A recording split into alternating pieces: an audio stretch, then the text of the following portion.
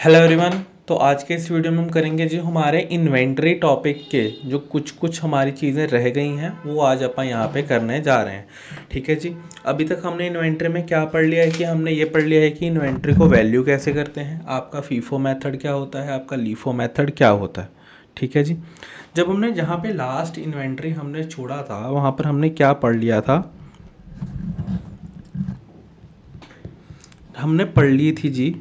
जब हमने last inventory की क्लास लगाई थी तो हमने वहाँ पे कौन सी चीज़ें पढ़ी थी। एक हमने पढ़ा था सेल ऑन अप्रूवल बेसिस क्या होता है, और एक हमने पढ़ लिया था कंसाइनमेंट क्या होता है। हमने ये दोनों चीज़ें वहाँ पे पढ़ ली थी। सेल ऑन अप्रूवल में क्या होता है, जैसे मैंने आपको बताया था कि अगर मैंने 15 फ़रवरी 2026 को गुड्स दिए हैं किसी को और मैंने उसको कहा है कि भैया तू गुड्स ले जा, मेरे को 1 महीने बाद, मैंने उसको 1 महीने का टाइम दिया। मैंने उसको कहा कि कोई बात नहीं, तो 1 महीना ले ले, गुड्स देख ले, अगर तेरे को पसंद आते हैं तो ठीक है, नहीं तो गुड्स वापस कर देना। ठीक है जी। तो मैंने उसको 15 फ़रवरी को गुड्स दिए हैं। 1 महीना कब हो जाएगा जी, 15 मार्च को वो महीना हो जाएगा। तो भैया मैं 15 मार्च तक वेट करूंगा उसकी हाँ या ना का। देखो यहाँ पर इस 1 महीने में वो या तो गुड्स रिजेक्ट कर सकता है या तो गुड्स एक्सेप्ट कर सकता है, यही चीज़ हो सकती है यहाँ पे। अगर वो गुड्स रिजेक्ट कर देता है तो ठीक है, वो गुड्स मेरे पास वापस आ जाएंगे। ठीक है जी। अगर वो गुड्स एक्सेप्ट कर लेता है, क्या कर लेता है अगर वो गुड्स एक्सेप्ट कर लेता है तो भी बहुत अच्छी बात है कि चलो ठीक है गुड्स एक्सेप्ट हो गए। बट अगर सामने वाला टाइम खत्म होने के बाद, जितना भी आपने उसको टाइम दिया है, 1 महीना 2 महीना 3 महीना, अगर वो टाइम खत्म होने के बाद कुछ नहीं कहता, बिल्कुल साइलेंट रह जाता है, तो मैं ये मानूंगा कि वो डीम्ड सेल है। मतलब वो क्या है, डीम्ड एक्सेप्टेड है, क्योंकि मैंने सामने वाले को दिए थे गुड्स, तो मैं ये मानूंगा कि भैया सामने वाले ने ये गुड्स को एक्सेप्ट कर लिया है। ठीक है जी। अब कंसाइनमेंट में क्या होता है, जैसे मैंने आपको एग्जांपल दी थी एक करियाना वाला की, तो पहले आपको पता होगा कि सिर्फ और सिर्फ एमडीएच के ही मसाले आते होते थे, फिर बाद में कैच और नपरा वाले जैसे मसाले आए। ठीक है। तो मैं आपको एग्जांपल प्रैक्टिकली देता हूँ। तो एक करियाना शॉप ओनर का क्या था कि उसके पास सिर्फ एमडीएच के ही मसाले थे, वो कैच और नपरा के मसाले नहीं रखता था। तो कैच का सेल्समैन आया, उसने कहा सर कैच का मसाला, कहता है यार मेरे पास तो सिर्फ एमडीएच ही बिकता है और कोई मांगता भी नहीं है एमडीएच के अलावा। उसने कहा सर एक काम करो, आप अपने काउंटर पे रखो तो सही कैच, मैं आपको ये नहीं कह रहा कि आप मेरे को अभी पैसे दो इसके, आप मेरे से खरीद कर बेचो। उसने कहा नहीं, आप सिर्फ काउंटर पर, अपने सिर्फ स्टॉल पर, अपने सिर्फ शेल्फ पर रखो तो सही कैच का मसाला। जिस दिन कैच का मसाला बिक गया आप मेरे को बता देना, तो आप मेरे से वो खरीद लेना। अब उसने क्या करा, उसने वो 5 मसाले कैच के रख गया वहाँ पर। ठीक है जी। थोड़े टाइम बाद 2 मसाले बिक गए, 3 मसाले बिक गए। तो मेरे को बताओ, वो कहेगा भैया तेरे 3 मसाले बिक गए हैं। वो कहेगा ठीक है सर, मैं आपको 3 का बिल दे देता हूँ, मेरे को 3 के पैसे दे दो। अगर अब वो जो 5 मसाले वो देखे गया था, अगर वो पड़े पड़े एक्सपायर हो जाए, तो शॉपकीपर, किराने वाले की कोई टेंशन वाली बात नहीं है। वो किसकी टेंशन वाली बात है, वो कैच के सेल्समैन की बात है। इस तरह की सेल को बोला जाता है कंसाइनमेंट सेल। मतलब कि मैं आपकी दुकान पर सामान रख के जा रहा हूं, बिक गया तो ठीक है, नहीं बिका तो मेरे को वापस कर देना। ठीक है जी। यहां पर कोई टाइम लिमिट नहीं होती, यहां पे कोई कुछ नहीं होता, जब बिक गया तब ठीक है, नहीं बिका तो अगर वो एक्सपायरी होने वाली चीज है तो मेरे को वापस कर देना, नहीं तो पड़ी रहेगी, क्या दिक्कत है। ठीक है जी। अगर कल को कुक बोले कि नहीं नहीं कैच का सामान बेकार है, कोई नहीं खरीद रहा और मेरी जगह फालतू में घेर रखी है, तो कहेगा वो ठीक है, कहता सर मैं वापस ले जाता हूँ अपना सामान। ठीक है जी। तो यहाँ पर सेल कब होती है, जब आपका कस्टमर आपसे खरीद के लेके चला जाता है, इनिशियली सेल नहीं मानी जाती। ठीक है जी। यहाँ पर अगर मैंने यहाँ एग्जांपल भी ली थी, कैच का डिस्ट्रीब्यूटर था और मैं था करे, मैं का मतलब यहाँ पे क्या था जी, किराना का स्टोर की बात हो रही थी यहाँ पे।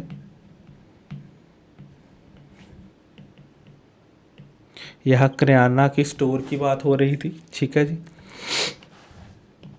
तो यहाँ पर मैंने, कैच वाले ने मेरे को गुड्स दिए थे, कहता भैया बिक गए तो ठीक है, नहीं बिके तो वापस कर देना। तो जो कैच का डिस्ट्रीब्यूटर होगा उसको बोला जाएगा कंसाइनर, प्रिंसिपल, और इसी की ओनरशिप भी है, क्योंकि गुड्स की ओनरशिप तो इसकी है ना। मेरे पास तो सिर्फ क्या है, पोजेशन है। ओनरशिप का क्या मतलब होता है कि जिसके हक का गुड्स है। पोजेशन होता है जिसका कब्जा। अब देखो वो कैच वाला मेरे पास सामान रख के गया हुआ था, कब्जा तो मेरे पास था ना कैच के गुड्स का, तो मैं बोल सकता हूँ कि वो मेरा पोजेशन है। और इसको बोला जाता है कंसाइनर, और किराने वाले को बोला जाता है कंसाइनी, और इनको भी बोला जाता है एजेंट, और मेरे को पास पोजेशन माना जाएगा। ठीक है जी, ये हो गया आपका ओवरव्यू जो हमने पहले करा था। अब जिस तरह के आप क्वेश्चंस करने जा रहे हैं अपनी इस क्लास में, ये वाले क्वेश्चन आपको पेपर में दिख जाते हैं। ठीक है जी, करते हैं शुरू से। क्या कहता है जी वो। अब जो ये क्वेश्चन हैं, इनमें इनमें सिर्फ एक ही, मैंने आपको जब अपन ने इन्वेंट्री शुरू भी किया था तब मैंने आपको ये बताया था, जब अपन ने इन्वेंट्री शुरू किया था तो मैंने आपको ये बताया था कि जो इन्वेंट्री की वैल्यू होती है, क्या होती है, जो इन्वेंट्री की अपन वैल्यूएशन निकालते हैं वो कैसे निकालते हैं जी, फिज़िकल वेरिफिकेशन से। कैसे निकालते हैं, फिज़िकल वेरीफाई करके। जब भी आपको क्लोजिंग इन्वेंट्री दी होगी तो वो हमेशा फिज़िकली वेरीफाई करके निकाल ली गई होगी। ठीक है जी, ये तो हमने बात करी थी, और यही आपका मूल मंत्र भी है जो हम आगे जाके क्वेश्चंस करेंगे, कि जो आपकी क्लोजिंग स्टॉक के इन्वेंट्री की वैल्यू होगी वो हमेशा फिज़िकली वेरीफाइड ही होगी या होनी चाहिए। ठीक है जी, चलो जी, सबसे पहला करते हैं जी क्वेश्चन नंबर 9। क्या कहता है जी क्वेश्चन नंबर 9, कहता a trader prepared his accounts on 31 March each year. कहता वो 31 मार्च को अपने अकाउंट्स बनाता है। कहता due to some unavoidable reason, कहता no stock taking was possible till 15 April 2022। Question number 9 है जी।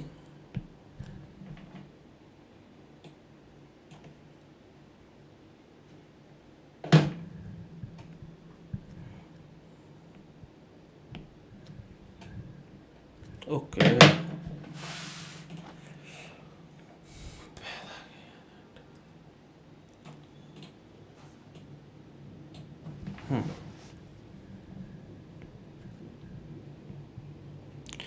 Question number 9। ठीक है जी, क्या कहता है वो, कहता वो हर साल 15 मार्च 31 मार्च को अपने अकाउंट्स क्लोज कर देता है, बट किसी रीज़न की वजह से। अब देखो 31 मार्च को अगर वो अपने अकाउंट्स बंद कर रहा है तो ऑब्वियस ही बात है कि उसका क्लोजिंग स्टॉक भी कब का होना चाहिए था, 31 मार्च का होना चाहिए था। बट वो 31 मार्च को कुछ रीज़न की वजह से इन्वेंट्री की वैल्यू निकाल ही नहीं पाया। अब वो इन्वेंट्री की वैल्यू निकाल नहीं पाया, अब वो कहते हैं इन्वेंट्री की वैल्यू मैंने निकाल ली है 15 अप्रैल 2022 को निकाल ली है। तो आपको कायदे से इन्वेंट्री की वैल्यू जब आप बुक्स बनाओगे तो आपको किस दिन की वैल्यू चाहिए, 31 मार्च 2022 की ही वैल्यू चाहिए आपको।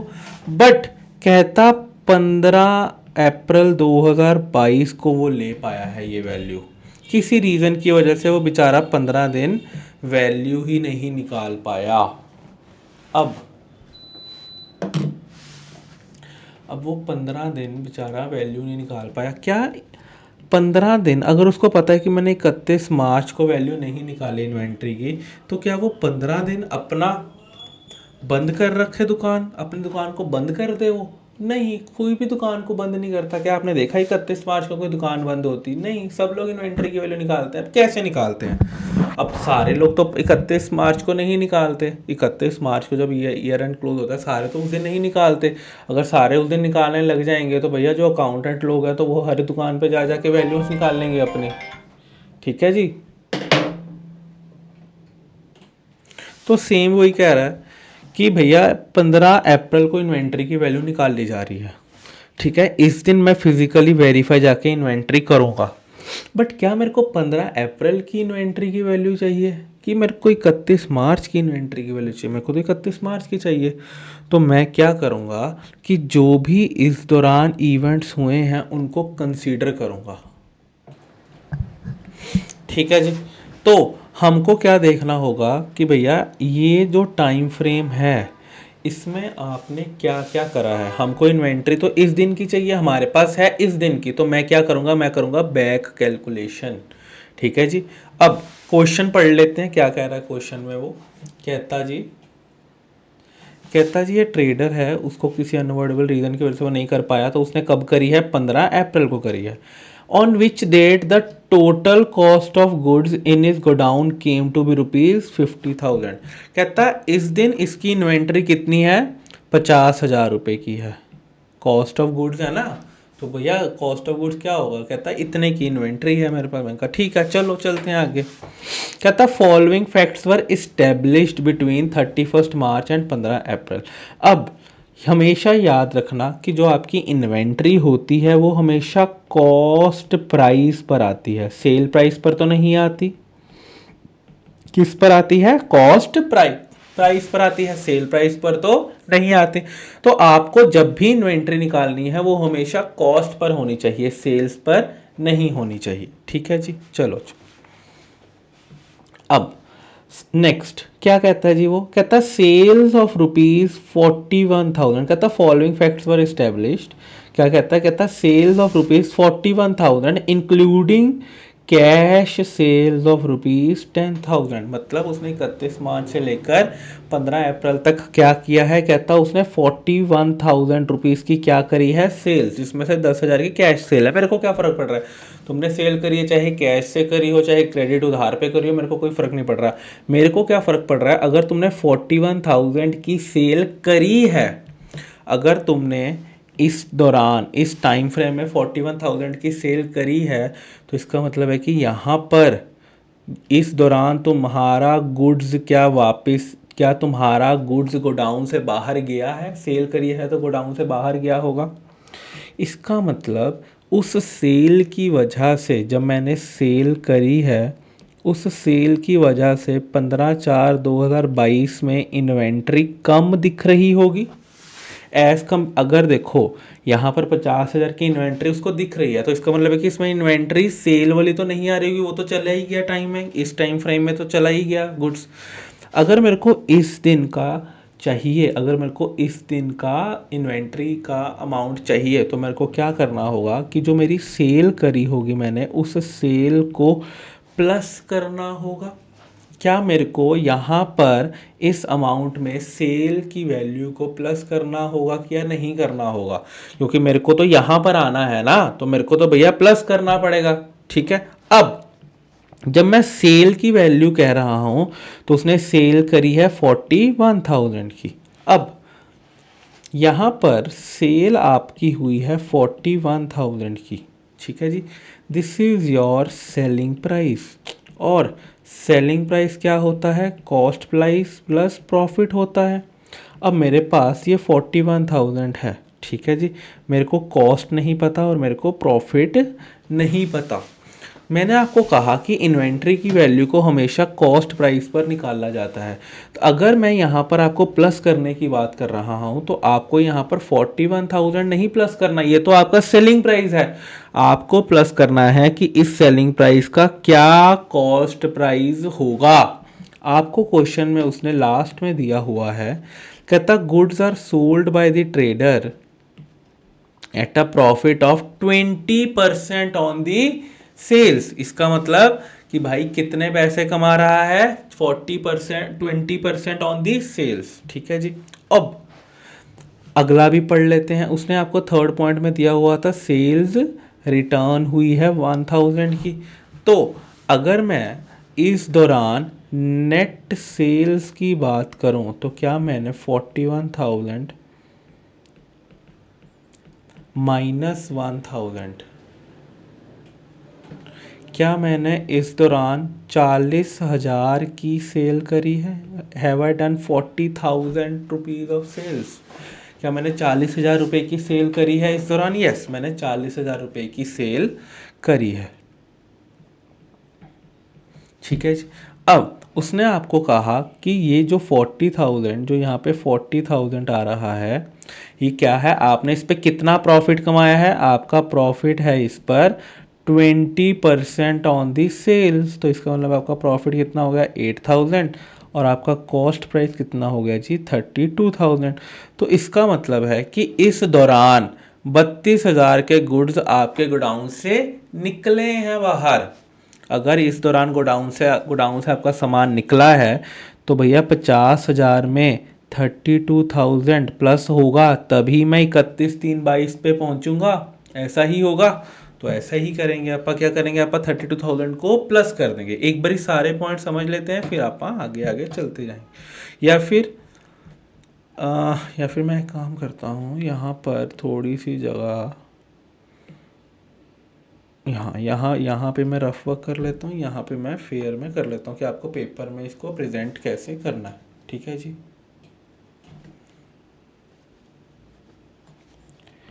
आपको पेपर में इसको कैसे करना है।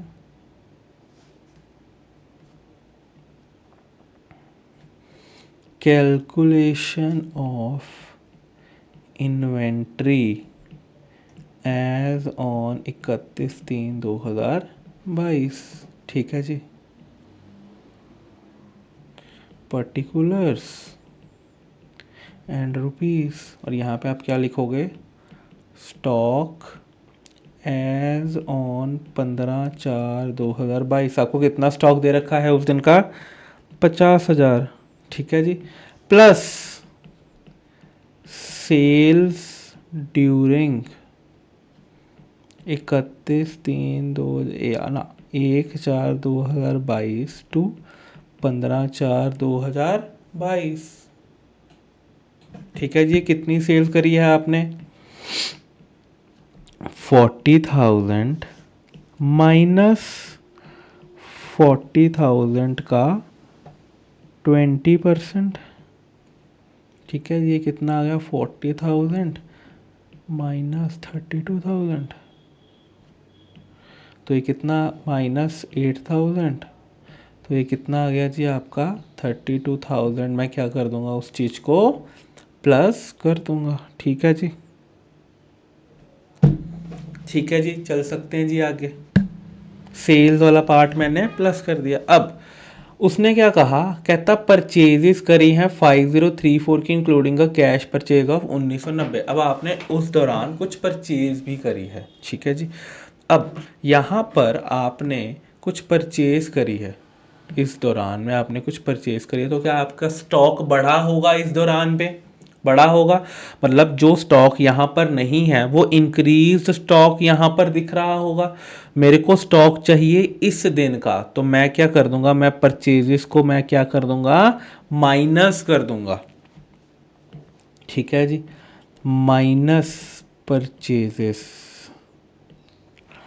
अब मेरे पास परचेजेस दी हुई है 5034। देखो मैंने 5034 खरीदा है, क्या इसमें कोई प्रॉफिट का एलिमेंट होगा, मेरे लिए तो कोई प्रॉफिट का एलिमेंट नहीं है इसमें। ठीक है, क्योंकि जो मैंने खरीदा है वो तो मेरा कॉस्ट प्राइस ही है, तो मैं परचेज को जितने पे मैंने खरीदा है मैं उतने पे ही माइनस कर दूंगा, इसमें कुछ प्रॉफिट का एलिमेंट नहीं होता। तो मैं क्या कर दूंगा, इसको सीधा सीधा माइनस कर दूंगा, कितना, 5034।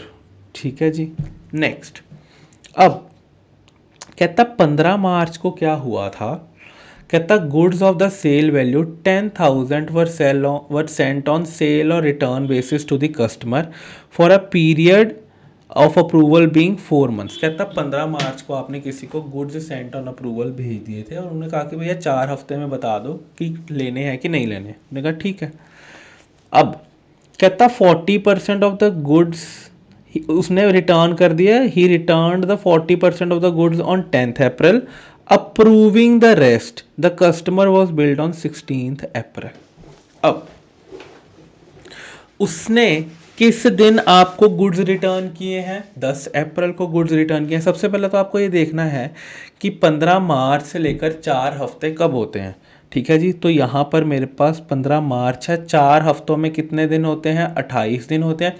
तो मोटा मोटी 12 अप्रैल बनता है आपका। तो 12 अप्रैल तक भाई को बताना था कि भैया गुड्स लेने हैं या नहीं लेने। तो उसने क्या किया, उसने 10 अप्रैल को ही गुड्स रिटर्न कर दिए। तो मतलब ठीक है, उसने with in the stipulated time goods return कर दिए। अब अपने को कहाँ चाहिए, अपने को तो 31 मार्च की डेट पे चाहिए। 31 मार्च को आप मेरे को ये बताओ, आपने गुड्स जो भेजे हैं उनकी सेल वैल्यू कितनी थी, 10,000। मतलब 10,000 इज योर सेलिंग प्राइस। ठीक है जी, अब 10,000 आप लोगों का सेलिंग प्राइस था। आपने जो गुड्स वापस करे हैं, यहाँ पर एक चीज़ बड़े ध्यान से देखनी है। आपके पास आपने 15 मार्च को उसको गुड्स सेल करे थे और कहा था कि भैया 12/4 तक मेरे को गुड्स दे देना वापस। भैया तुम्हारे पास 12/4 का ही वक्त है, यहाँ तक या तो हाँ कर देना या तो ना कर देना।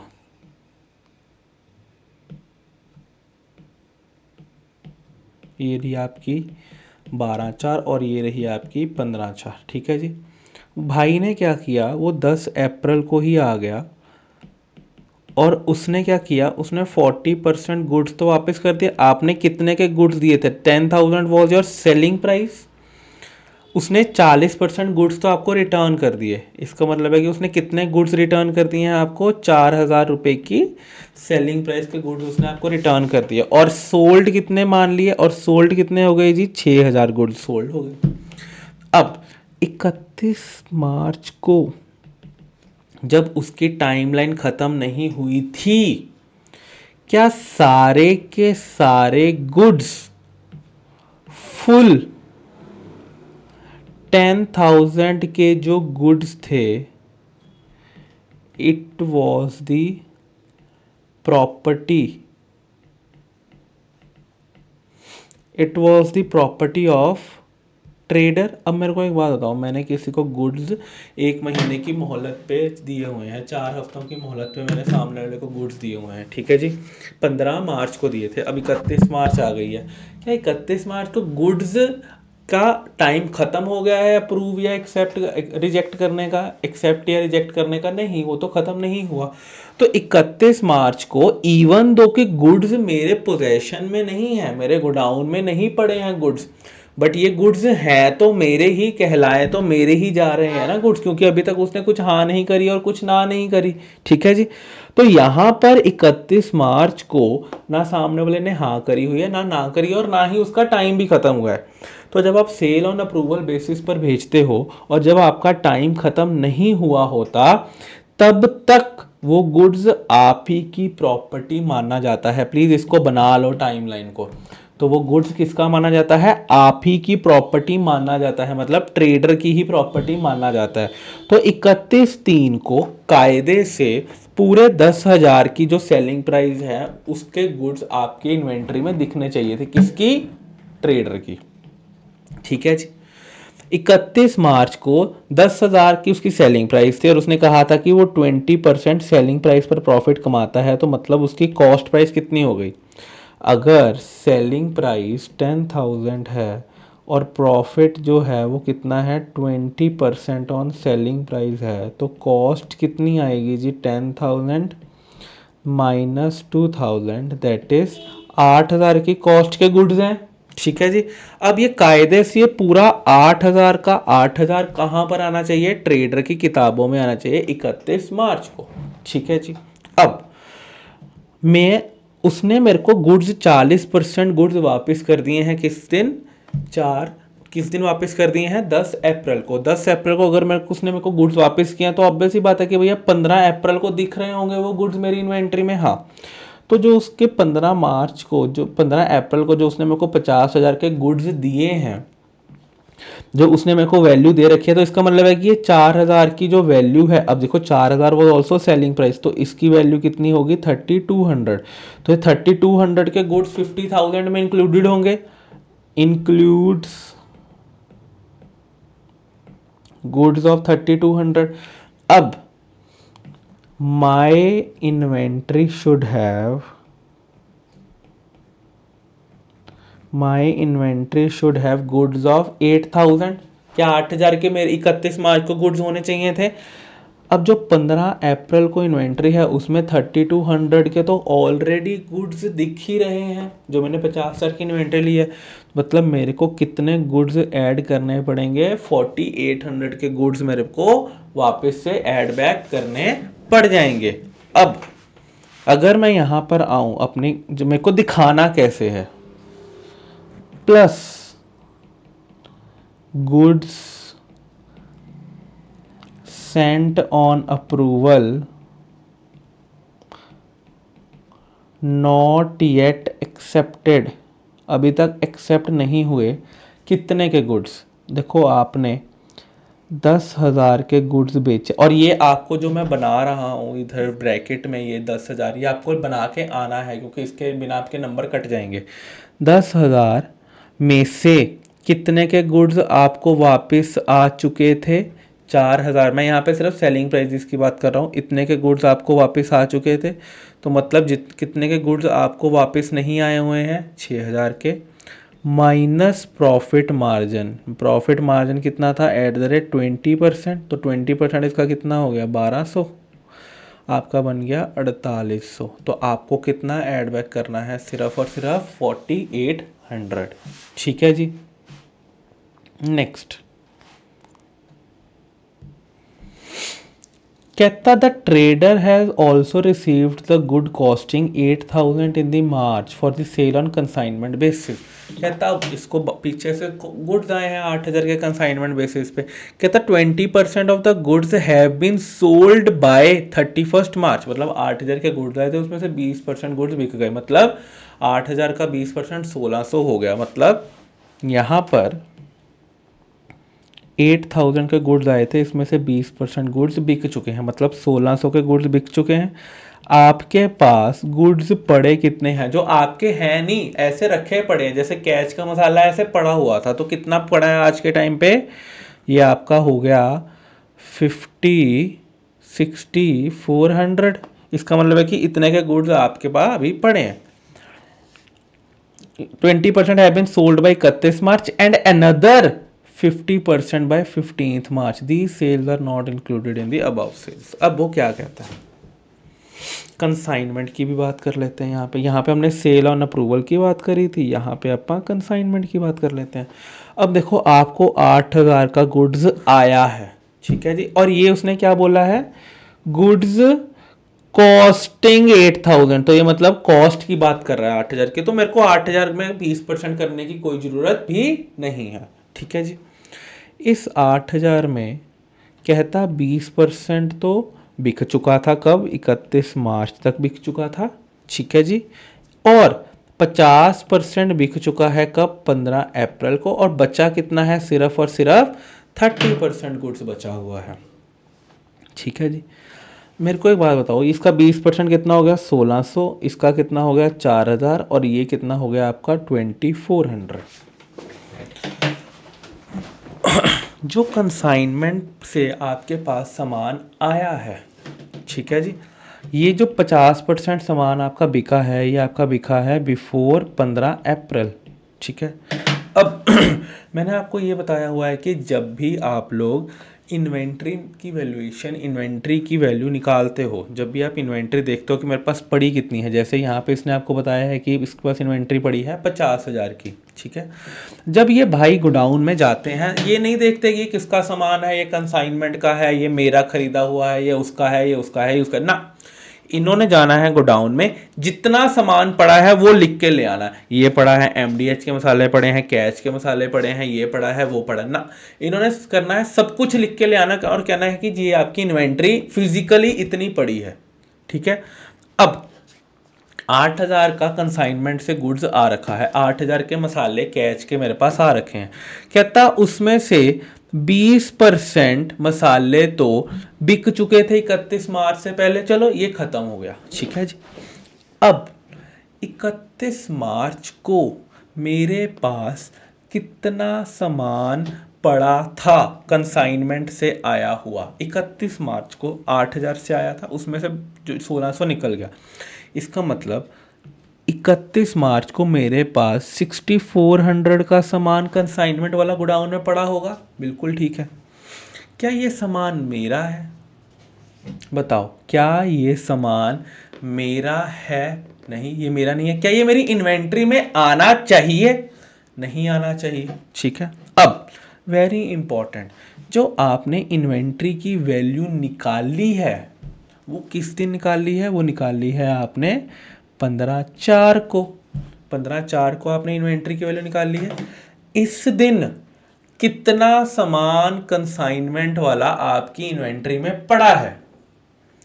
15/4 को कितना सामान कंसाइनमेंट वाला आपकी इन्वेंट्री में पड़ा है? क्या 15/4 से पहले पहले ये सामान बिक चुका है? यस। क्या 15/4 से पहले पहले ये सामान भी बिक चुका है? यस। 15/4 को कितना सामान कंसाइनमेंट वाला पड़ा है? सिर्फ और सिर्फ ये वाला सामान पड़ा है। ठीक है जी, कौन सा? 2400 का सामान पड़ा है। और जो आपका 50,000 है, जो 15/4 को जो 50,000 आपको दे रखा है, it includes 2400 of consignment goods. क्या ये कंसाइनमेंट गुड्स आने चाहिए मेरी इन्वेंट्री में?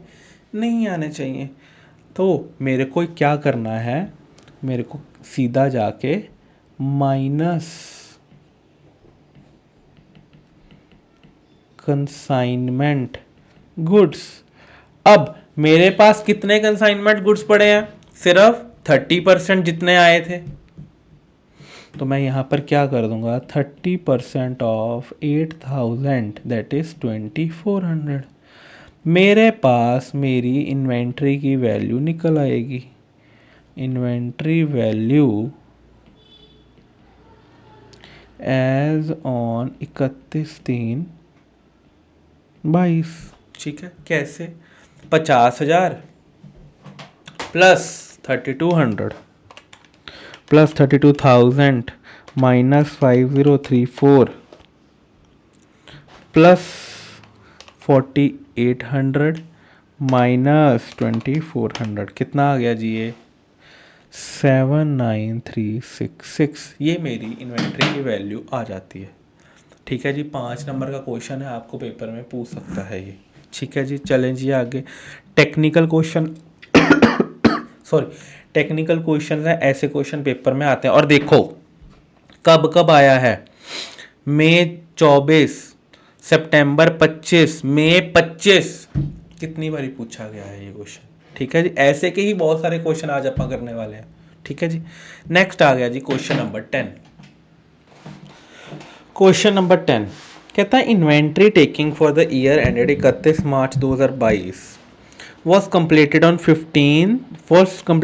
10th अप्रैल 2022। मतलब आपने 10 दिन तक कोई इन्वेंट्री की वैल्यू नहीं निकाल ली। हमने कहा कोई बात नहीं। कहता था inventory value showed a figure of 16,75,000। कहता आपने जब 10 अप्रैल को उस इन्वेंट्री की वैल्यू निकाली तो वो कितनी शो हो गई? 16,75,000। ठीक है जी, at a cost on the completion date. ठीक है, after the end of the accounting year, मतलब 31 मार्च को बोल रहा है वो, till the date of the completion मतलब 10 अप्रैल, वो इस दिन की बात कर रहा है। क्वेश्चन नंबर है जी हमारा 10th। क्वेश्चन नंबर 10th की बात कर रहा है वो। कहता 31/3 से लेकर 10/4 तक। ठीक है, 10/4 की बात कर रहा है। कहता है इस दिन इन्वेंट्री की वैल्यू कितनी थी? 16,75,000। ठीक है जी। After the end of the accounting year the sales for the next year were made 68,750, profit margin being 33% on the cost. इसका मतलब है कि इस दौरान आपने सेल कितनी करी है? 68,750 और आपका मार्जिन कितना था? 33.33% ऑन कॉस्ट। आपने इस दौरान सेल करी है, मतलब गोडाउन से सामान निकला है। तो जब मेरे को इस दिन के इन्वेंट्री की वैल्यू चाहिए होगी तो क्या मैं इसमें आपकी कॉस्ट, जो भी सेल्स की कॉस्ट होगी, क्या वो मैं प्लस कर दूंगा कि नहीं कर दूंगा? क्या मेरे को सेल्स वाली जो कॉस्ट है, जितने का सामान मैंने बेचा है उतनी जो कॉस्ट है, क्या वो मेरे को ऐड कर देनी चाहिए कि नहीं कर देनी चाहिए? क्योंकि सामान निकला है 31 मार्च को, तो वो सामान मेरे गोडाउन में ही पड़ा था, तो मेरे को ऐड कर देना चाहिए। अब हमने पिछले क्वेश्चन में भी पढ़ के आए हैं कि हमको कॉस्ट पर खेलना है इसमें। ठीक है जी, अब सेलिंग प्राइस क्या होता है आपका? Cost plus profit. ठीक है जी, ये कितना है? 68,750।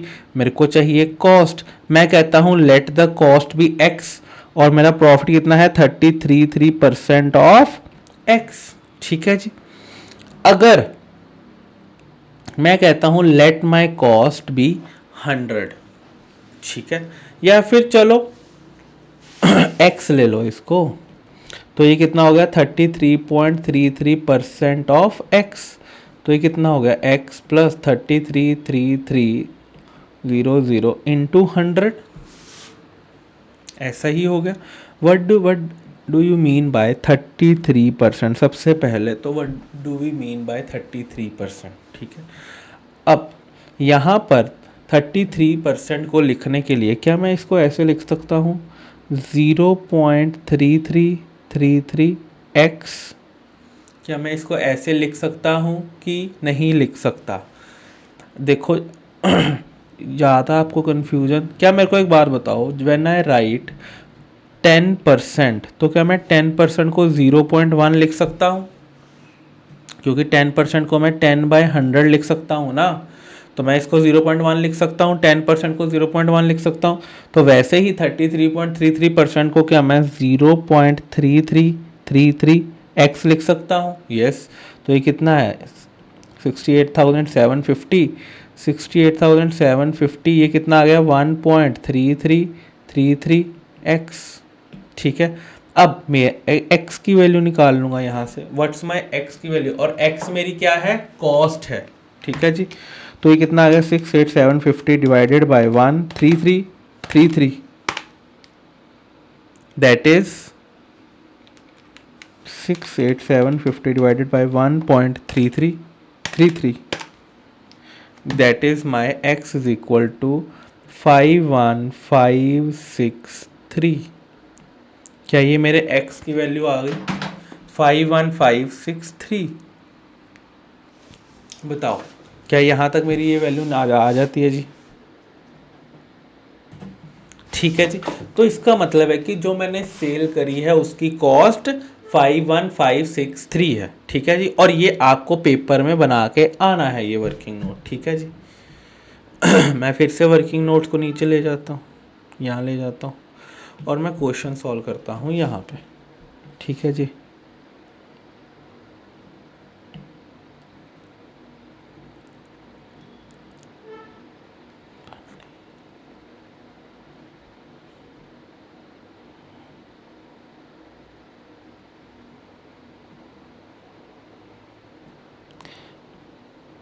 Particulars and amount. मेरे पास स्टॉक एज ऑन 10/4 कितना था जी 16,75,000, और फिर मैंने आपको क्या कहा कि सेल्स जितनी मैंने करी हैं उतनी मेरे को ऐड करनी पड़ेगी। कितनी याद रहे, 68,750 नहीं, कितनी मेरे लिए क्या इंपॉर्टेंट है 51563, 51563 मेरे लिए ये इंपॉर्टेंट है। ठीक है जी, चलें जी आगे। फिर आगे वो कहता कहता purchases for the next year included in the inventory amounted to 90,000 at the cost less 10% discount. अब कहता इस दौरान मैंने कुछ परचेज भी करी है। अगर आपने परचेज करी है तो इसका मतलब है कि इसमें आपकी परचेज इंक्लूडेड होगी, पर मेरे को कहाँ पहुंचना है, मेरे को पहुंचना है यहाँ। तो इसका मतलब है कि मेरे को परचेज क्या करनी पड़ जाएगी, माइनस। तो मेरे को क्या करना होगा, माइनस परचेजेस।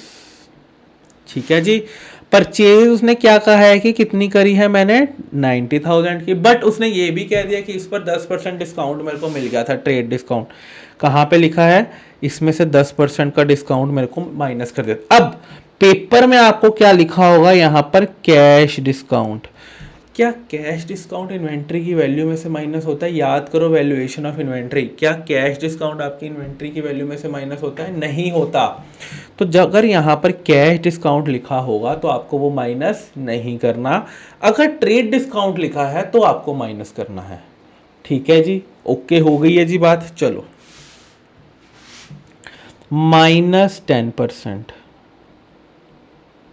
कितना आ गया जी, ये 81,000। तो इसका मतलब है कि मेरे को इतनी परचेजेस माइनस कर देनी चाहिए। ठीक है जी, आगे कहता ड्यूरिंग द ईयर, कहता during this period goods were added to the inventory at a markup price of 3000 in the respect of sales return. अब इस दौरान क्या हुआ कि कुछ सेल्स रिटर्न भी आया है आपके पास। What do you mean by sales return? सबसे पहले तो देखो सेल्स रिटर्न क्या होता है, जब आप सामान बेच देते हैं और जो सामान वापस कर देते हैं तो उसको नॉर्मल सी बात है सेल्स रिटर्न भी बोला जाता है। अब आपने इस दौरान कहता कि सेल रिटर्न मेरे पास आया है, तो अगर सेल रिटर्न आया है तो मतलब यहाँ पर वो वैल्यू इंक्लूड हुई हुई होगी, यहाँ पर वैल्यू ऑलरेडी इंक्लूडेड होगी। क्या यहाँ पर वो वैल्यू होनी चाहिए? क्या यहाँ पर वो आपके स्टॉक में था? नहीं था। यहाँ पर वो स्टॉक आ गया था आपकी वैल्यू में। तो भैया अगर यहाँ पर कोई चीज़ इंक्लूडेड है और वो यहाँ पर नहीं थी तो क्या मेरे को माइनस नहीं करना चाहिए, जैसे कि हमने परचेजेस माइनस किया है। अगर यहाँ पर आपने परचेज करा है और यहाँ पर आपके वो स्टॉक में आ गया तो आपने परचेज माइनस कर दी। तो सिमिलरली सेल्स रिटर्न भी तो आपके यहाँ पर इंक्लूडेड है और यहाँ पर नहीं होनी चाहिए, तो आप क्या कर दोगे? Minus sales return. ठीक है जी, तो यहाँ पर मैं क्या कर दूंगा? Minus sales return. अब आप अगर ध्यान से देखोगे तो उसने क्या कहा है? Eight a markup price of 3000। Markup क्या होता है? Including the profit. यहाँ पर लिख लो, मार्कअप का मतलब होता है इंक्लूडिंग द प्रॉफिट। तो उसने कहा कि अगर 3000 रुपये का सामान मेरे को वापस आया है और हमको पता है 3000 रुपये में 33.33% का प्रॉफिट है, तो भैया मेरे को तो कॉस्ट पे खेलना है हमेशा, तो मैं इसकी कॉस्ट निकाल लूंगा। कितना हो गया? 1.3333। बताओ अब इसकी कॉस्ट क्या आ गई है मेरी, क्योंकि मेरे को तो कॉस्ट पर ही खेलना है। 3000 डिवाइडेड बाय 1.3333, 2250, 2250। ठीक है जी। नेक्स्ट कहता after the inventory tracking it was found that there are certain slow moving items costing 11,250। अच्छा, स्लो मूविंग आइटम का क्या मतलब होता है? कि जो धीरे धीरे बिकती हैं या फिर जिनकी अब डिमांड खत्म हो चुकी है उनको बोला जाता है स्लो मूविंग, मतलब जो धीरे धीरे बिकती हैं। ठीक है, उनकी कहता जो जो धीरे धीरे बिकने वाली आइटम थी ना, कहता उनकी कॉस्ट थी 11,250, मतलब मैंने 11,250 में वो खरीदा था। Which should be taken at 5520 to ensure disposal to the interested customer. अब मेरे को एक बात बताओ, आपने इन्वेंट्री में पढ़ा है कि inventory should be valued at cost और NRV whichever is lower.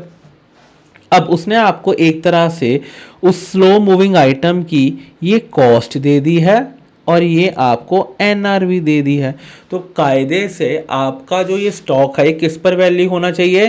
5250 पर। बट उसने कहा there was it was certain item जो कि इतने पर इंक्लूडेड थे, मतलब आपने 11,250 रुपये वो इन्वेंट्री मान रखी है, बट होनी कितनी चाहिए थी? 5250। इसका मतलब है कि आपने इन्वेंट्री को ओवर वैल्यू कर रखा है। क्या आपने इन्वेंट्री 11,250 पे दिखा रखी है, बट दिखानी कितने पे थी? 5,250 पे दिखानी थी। तो क्या मेरे को अपने इन्वेंट्री की वैल्यू को कम नहीं कर देना चाहिए? माइनस स्लो मूविंग आइटम आपने कितने पर दिखा रखी है? 11,250 पर। आपको कितने पर दिखानी चाहिए? 5250 पे। ठीक है जी, तो ये कितना आ गया? 11,250 माइनस 5250। बताओ ये कितना आ गया? मेरे को कितनी वैल्यू को कम करना है? अपने 6000 की वैल्यू को कम कर देना है अपनी इन्वेंट्री में से, माइनस इतनी कम दिखानी है हमको। ठीक है, फिर क्या कहता due to the heavy flood, बहुत बाढ़ आ चुकी थी। और ये भी देखो आरटीपी में 25 का क्वेश्चन है।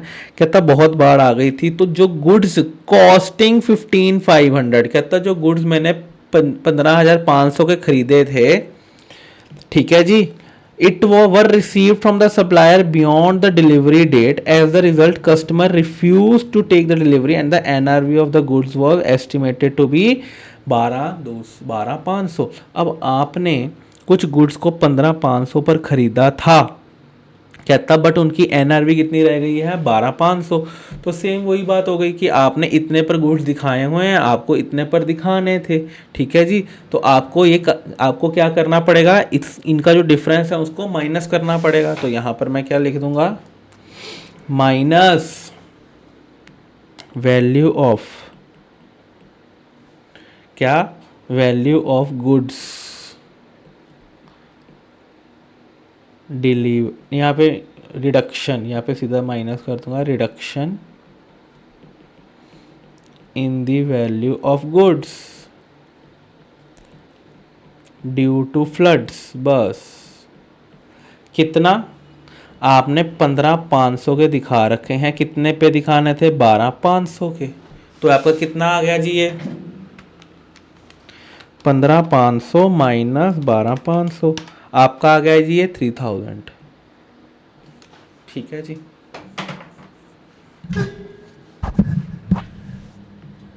अब यहाँ पे अपन इन्वेंट्री की वैल्यू निकाल लेते हैं। यहाँ पर आपकी सारी एडजस्टमेंट्स पूरी हो गई हैं। Inventory at 31/3/22। अब देखो प्लस माइनस कर लेते हैं।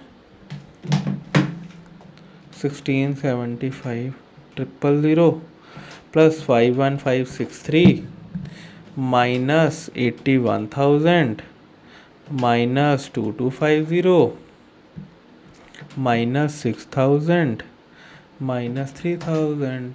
तो ये मेरा कितना आ गया जी, 16,34,313। ये मेरे इन्वेंट्री की वैल्यू आ जाती है। ठीक है जी, चलें जी आगे।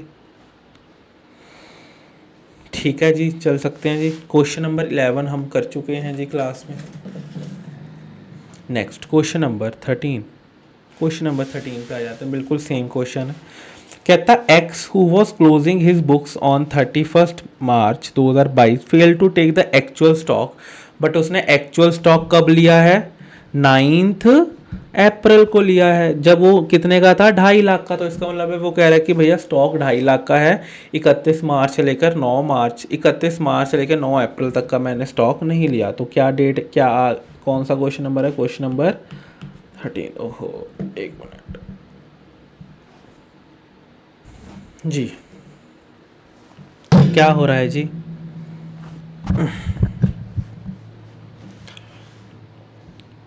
ये वाला क्वेश्चन आप खुद करेंगे। 31 मार्च से लेकर 9 अप्रैल तक की वो बात कर रहा है। कहता है इस दौरान मैंने कुछ क्या क्या करा है। अब देखो, it was found at the sales are entered in the sale book on the same day of the dispatch and the return inward. Return inward का क्या मतलब होता है, सेल्स रिटर्न, रिटर्न जो इनवर्ड आता है। ऐसा कौन सा रिटर्न है जो इनवर्ड आएगा, सेल रिटर्न आएगा, क्योंकि परचेज रिटर्न तो बाहर जाएगा ना। इन द रिटर्न बुक, कहता purchases enter in the purchase book day when the invoices are received. ठीक है, it was found at the sale between, यहाँ पर कितनी थी 17,200, परचेजेस कितनी थी 1,200। Out of these goods amounting to 500 were not received, मतलब आपने 17,200 का सेल करा है। आपका प्रॉफिट मार्जिन कितना है 33.13, मतलब सेम ही बात हो रही है। 17,200 डिवाइडेड बाय 1 पॉइंट, क्या करोगे 17,200 डिवाइडेड बाय 1.3333। कैसे आया ये हमने पिछले क्वेश्चन में देखा है, 17,200 डिवाइडेड बाय 1.3333, तो मतलब ये बनता है आपका 12,900। तो आप 12,900 को क्या कर दोगे, प्लस कर दोगे। यहाँ पर क्या हो रहा है, आपका 12,900 प्लस हो रहा है क्योंकि आपने सेल करा है। और उसने आगे क्या कहा, कहता मैंने 1,200 के गुड्स खरीदे हैं, उसमें से 500 के गुड्स अभी तक आए ही नहीं है। तो मतलब गुड्स इनवर्ड कितने आए हैं 700। तो मैं 700 के गुड्स को हटा दूंगा क्योंकि वो 31 मार्च को तो थे ही नहीं। ठीक है जी, कहता goods invoiced during the year, during the month of the March, invoice during the month of the March 2022, but the goods received only on 4 April amounting to 1,000। कहता आपने गुड्स जो इनवॉइस करे थे, वो क्या कहता है जी आगे, कहता goods invoice during the month of the March but goods were received only on 4th। कहता आपने कुछ 1,000 रुपये के गुड्स खरीदे थे ड्यूरिंग द मार्च, बट वो मिले कब हैं, सिर्फ और सिर्फ 4 अप्रैल को, अगर 4 अप्रैल को आपको गुड्स मिले हैं तो क्या आपके 31 मार्च के स्टॉक में वो होंगे? तो नहीं होंगे। बट वो कौन से स्टॉक में होंगे? 9 अप्रैल के स्टॉक में होंगे। तो आप 9 अप्रैल के वाले स्टॉक में से 1000 रुपये का क्या कर दोगे जी? माइनस कर दोगे। तो ये 1000 मैंने क्या कर दिया, अगर आप देखोगे तो 1000 मैंने माइनस कर दिया। ये वाला क्वेश्चन आपको खुद सॉल्व करना है, ठीक है जी। अभी मैं आपको होमवर्क दे रहा हूँ, इसको खुद सॉल्व करिए, ठीक है जी। चलिए नेक्स्ट क्वेश्चन नंबर 15, ठीक है जी। क्या कहता है जी क्वेश्चन नंबर 15 था आपको? कहता था profit and loss of Hanuman showed a net profit of 6 lakh. कहता आपको उसका प्रॉफिट एंड लॉस के अकाउंट में से क्या मिल रहा है? 6 लाख का प्रॉफिट मिल रहा है इनका, ठीक है। After considering the closing stock of 3,75,000। कहता 3,75,000 का अगर मैं स्टॉक की बात करूं तो इतना स्टॉक अगर मैं कंसीडर करता हूं तो मेरे को क्या मिलता है जी? 6 लाख का प्रॉफिट मिलता है। हाँ जी। कहता जी आपके प्रॉफिट एंड लॉस का बैलेंस था जी 6 लाख, ठीक है जी। और आपका क्लोजिंग स्टॉक कितना है? 3,75,000 का। किस दिन? 31 मार्च 2022 को। कहता subsequently the following information was obtained from the scrutiny of the books. कहता कुछ बुक्स को पता, स्क्रूटनी करके मेरे को कुछ चीज़ें पता लगी हैं। क्या? कहता purchases for the year included 15,000 paid for the new electrical fittings for the shop. आपने कुछ परचेजेस में क्या इंक्लूड कर रखा है? Electrical fittings. क्या आपको ये देखकर क्वेश्चन नंबर 15, क्या आपको ये देखकर आपको क्या रेक्टिफिकेशन ऑफ एरर की याद नहीं आ गई? उसने कहा आपने इलेक्ट्रिकल फिटिंग्स कहाँ पर इंक्लूड कर रखी हैं? परचेजेस में। क्या परचेजेस में इंक्लूड होनी चाहिए थी? नहीं। तो आपकी जो रेक्टिफिकेशन एंट्री है वो क्या पढ़नी चाहिए थे? Electrical fittings to purchases. Electrical fittings आपका एसेट होता है। क्या होता है आपका? एसेट। अब क्या आपने अपने परचेजेस की वैल्यू को बढ़ा रखा है? आपने परचेजेस में इंक्लूड कर रखी है ना, तो this is your correct entry. आपको ये करेक्ट करनी पड़ेगी। क्या आपने, अगर मैं इसको करेक्ट ना करूं तो वैसे अगर देखो तो क्या आपने अपनी परचेजेस की वैल्यू को बढ़ा रखा है? अगर आपने अपने परचेजेस की वैल्यू को बढ़ा रखा है तो क्या इसका मतलब है कि आपके जो खर्चे हैं वो भी बढ़े हुए हैं? खर्चे बढ़े हुए हैं तो इसका मतलब है कि जो आपका ओवरऑल प्रॉफिट है क्या वो कम हो रखा है? कितने से? 1500 रुपये से।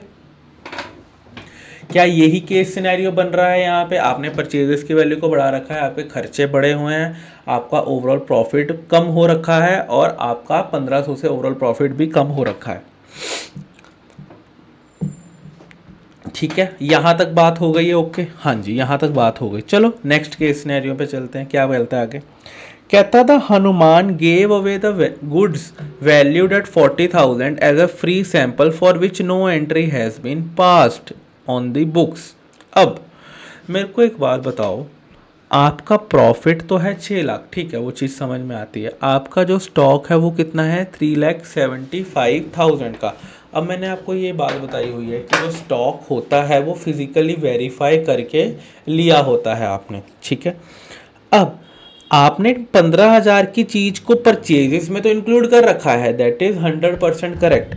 क्या जब आपने यहाँ पर स्टॉक की 3,75,000 की वैल्यू निकाली होगी, क्या आपने ये 15,000 उसमें भी इंक्लूड कर रखा होगा? बताओ, क्या आपने ये 15,000 की इलेक्ट्रिकल फिटिंग्स उसमें भी इंक्लूड कर रखी होगी स्टॉक में? आपने इलेक्ट्रिक का काम कराया, आपने तारें डलवाई, आपने पंखा वगैरह डलवा दिया, आपको इलेक्ट्रिकल फिटिंग्स टू बैंक करना चाहिए था, आपने परचेजेस टू बैंक की एंट्री डाल दी। क्या ये एंट्री डालने की वजह से क्या आपके स्टॉक में इलेक्ट्रिक फिटिंग्स पड़ी हुई होंगी? नहीं पड़ी हुई होंगी। तो इसका मतलब है कि जो आपने एंट्री गलत कर रखी है उसका इफेक्ट प्रॉफिट पर आ रहा होगा।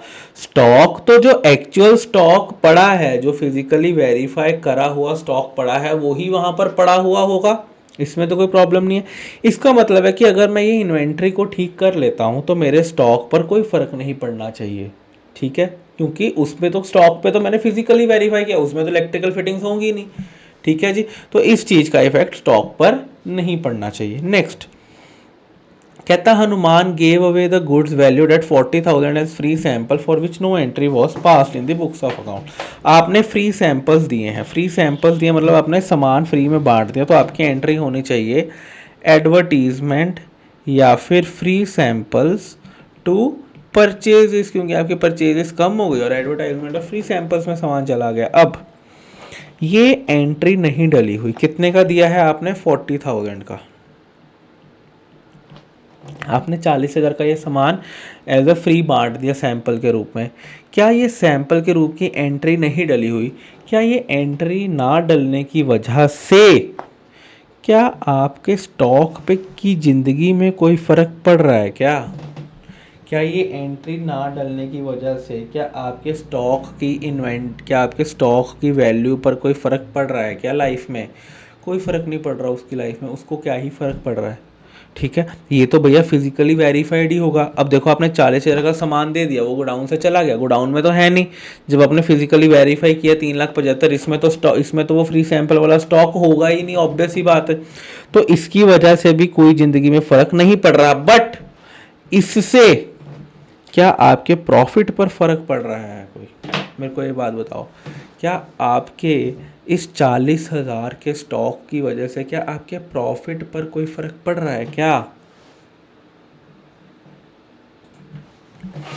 आपके प्रॉफिट पे कोई फर्क पड़ा? आपने जो ये रेक्टिफाइड एंट्री डाली है, ये क्या कहती है आपको? आपने यहाँ पर अपना एक्सपेंस बढ़ा दिया 40,000 से और यहाँ पर अपनी परचेजेस कम कर दिया, तो मेरे प्रॉफिट पर इसका इफेक्ट तो नील हो गया ना। मेरे प्रॉफिट पर तो इसका कोई इफेक्ट नहीं पड़ रहा। पहले वाले एंट्री का फर्क पड़ रहा है 1,500 का, क्योंकि जो चीज को मेरे को एसेट बनाना चाहिए था वो मैंने खर्चा बुक कर लिया, तो 1,500 से मेरा प्रॉफिट बढ़ जाएगा ओवरऑल। बट क्या इससे मेरे प्रॉफिट पर कोई फर्क पड़ रहा है लाइफ में? ना प्रॉफिट पे कोई फर्क है, ना ही स्टॉक पर कोई फर्क है। ठीक है जी, चले हैं जी आगे। चलो, कहता invoices for the goods amounting to 2,50,000 have been entered on 27th March 2022 but goods were not included in the stock। कहता 2.5 लाख के गुड्स, कहता 2.5 लाख के जो गुड्स थे वो मैंने इनवॉइस कर लिए थे, मतलब मैंने उनकी एंट्री पास कर ली थी, बट वो स्टॉक में इंक्लूड नहीं थे। 2.5 लाख के गुड्स, जो 2.5 लाख के गुड्स थे, उसने आपको स्पेसिफिकली लिख के बोल रहा है कि मेरे स्टॉक में इंक्लूडेड नहीं है, not included in the stock. मतलब जब आप लोग फिजिकली वेरीफाई करने गए तो वो छूट गए, आपने देखा ही नहीं, उन पर कपड़ा पड़ा हुआ था, आपने देखा ही नहीं कि अच्छा इसके नीचे भी स्टॉक है। क्या आपका क्लोजिंग स्टॉक 2.5 लाख से कम है? यस, अगर आपका क्लोजिंग स्टॉक 2.5 लाख से कम है तो इसका मतलब है कि आपका प्रॉफिट भी 2.5 लाख से कम दिख रहा होगा। कैसे पता लगा मेरे को? क्योंकि जब मैंने आपको पहले में इन्वेंट्री कराया था तो मैंने आपको बताया था कि क्लोजिंग स्टॉक, अगर क्लोजिंग स्टॉक और प्रॉफिट डायरेक्टली प्रोपोर्शनल है। कैसे करा था मैंने? वो आपको ट्रेडिंग अकाउंट बना के पूरा बता दिया था कि क्लोजिंग स्टॉक, और आप अगर नोट्स में देखोगे तो वहाँ पर भी आपको एग्जांपल मिल जाएगा। तो क्लोजिंग स्टॉक और जो प्रॉफिट है वो डायरेक्टली प्रोपोर्शनल है। अगर क्लोजिंग स्टॉक ज़्यादा है तो प्रॉफिट भी ज़्यादा है, अगर क्लोजिंग स्टॉक कम है तो प्रॉफिट भी कम है। ठीक है, तो इसका मतलब है कि आपको इस केस में स्टॉक भी बढ़ाना होगा और प्रॉफिट भी बढ़ाना होगा। यहाँ पे दोनों जगह एंट्री आ जाएगी। ठीक है, नेक्स्ट कहता मार्च 2022 में क्या हुआ? 2 लाख के goods were sold and delivered were taken in the sale of April 2022। Oh my God, आपने फोर्थ पॉइंट, आपने मार्च में सेल कर दी है। अगर आपने मार्च में सेल करी है तो इसका मतलब है कि आपके 31 मार्च का जो क्लोजिंग स्टॉक होगा उसमें तो ये सेल नहीं आ रही हो, मतलब उसमें तो ये गुड्स नहीं आ रहे होंगे, तो ऑब्वियस सी बात है आने भी नहीं चाहिए। बट कहता भाई साहब आपने सेल पता कब की दिखा दी है? ये अप्रैल की दिखा दी है। तो भैया आपने 1 महीने की 2.5 लाख की सेल रिकॉर्ड नहीं करी। अगर आपका सेल कम है तो इसका मतलब है आपका प्रॉफिट भी कम आ रहा होगा उस साल का। स्टॉक की जिंदगी में कोई फर्क नहीं है, क्योंकि स्टॉक वाला कहता है कि भैया मैं तो फिजिकली वेरीफाइड हूं, तुमने बेच दिया तो मतलब एक्चुअली में stock is not there in your books. क्या मेरा प्रॉफिट कम हो रहा होगा 2.5 लाख से? क्योंकि 2.5 लाख की सेल मैंने कम दिखाई है ना, तो भैया सेल से ही तो प्रॉफिट इफेक्ट कर जाता है डायरेक्टली। तो अगर आपने कम सेल करी है तो मतलब आपका प्रॉफिट भी कम दिख रहा होगा, तो आपको प्रॉफिट भी बढ़ाना होगा। ठीक है जी, तो यहाँ पर क्या बढ़ाना होगा अपने को? प्रॉफिट, स्टॉक को नहीं देना। लास्ट पार्ट पे आ जाते हैं, और ये आपके स्टडी मटेरियल का क्वेश्चन है। कहता goods amounting to 75,000 were sent on the sale और रिटर्न इन मार्च 2022। अब 75,000 के गुड्स आपने sale sent on the sale और रिटर्न बेसिस, मतलब सेल ऑन अप्रूवल बेसिस पर भेजे थे आपने मार्च 2022 में, at a margin of, very important, कितने मार्जिन पर भेजे हैं आपने? 33.33%। यहाँ पे कॉस्टिंग लिखा हुआ है, मतलब 75,000 की कॉस्ट है, और मेरे को कॉस्ट से ही लेना देना होता है, मेरे को मार्जिन अगर ये ना भी दिया होता तो भी मेरा काम चल जाता। ठीक है जी। Though the approval was given on April 2022, these goods were taken as a sale of March 2022। अब सबसे पहले अगर आपने 75,000 के गुड्स दे दिए हैं, सेंट ऑन अप्रूवल हो चुका है आपका, अगर 75,000 के गुड्स आपका सेंट ऑन अप्रूवल हो चुका है, तो क्या आपकी इन्वेंट्री में वो आ रहा होगा? नहीं आ रहा होगा। 31 मार्च की इन्वेंट्री में ऑब्वियस ही बात है, आना भी नहीं चाहिए, क्योंकि आपने फिजिकली वेरीफाई करी है इन्वेंट्री। क्या ये गुड्स अभी भी मेरी ही प्रॉपर्टी है? अभी अप्रूव थोड़ी करा है सामने वाले ने, प्रॉपर्टी तो मेरी है। मैंने पिछले क्वेश्चन में भी आपको बताया था कि ये गुड्स है तो मेरी ही प्रॉपर्टी। फिजिकली वेरीफाई करके ये गुड्स मेरे गोडाउन में आपको मिलेगा नहीं, दैट इज 101% श्योर। बट क्या ये मेरे स्टॉक में दिखना तो चाहिए, है तो मेरा ही गुड्स। तो क्या मैं अपने स्टॉक में, देखो ये जो 75,000 का गुड्स है, ये मेरे पोजेशन में नहीं है, मेरे गोडाउन में नहीं पड़ा, बट है तो मेरा स्टॉक ही। अब मैं इसको दिखाऊंगा कैसे? मैं यहाँ पे लिखता होता हूँ क्लोजिंग स्टॉक में, stock Saint on approval basis, plus कर देता हूँ मैं 75,000, क्योंकि है तो मेरा स्टॉक, मेरी प्रॉपर्टी है, मेरा एसेट है। अभी सामने वाले ने तो अप्रूव नहीं किया, तो जब तक अप्रूव नहीं किया तब तक तो मेरा ही है। तो इसको मैं अपने क्लोजिंग स्टॉक में 75,000 को ऐड करूंगा। और भाई ने क्या कर रखा है, आपने सेल कब करी है? अप्रैल 22 में, बट भाई ने क्या कर रखा है? मार्च 2022 की सेल दिखा रखी है। आपको क्या कर रखा है भाई ने? मार्च 2022 की सेल दिखा रखी है। अब इस केस में इसका क्या ट्रीटमेंट अपने को करना पड़ेगा? Very important. अब यहां पर भाई ने क्या कर रखा है?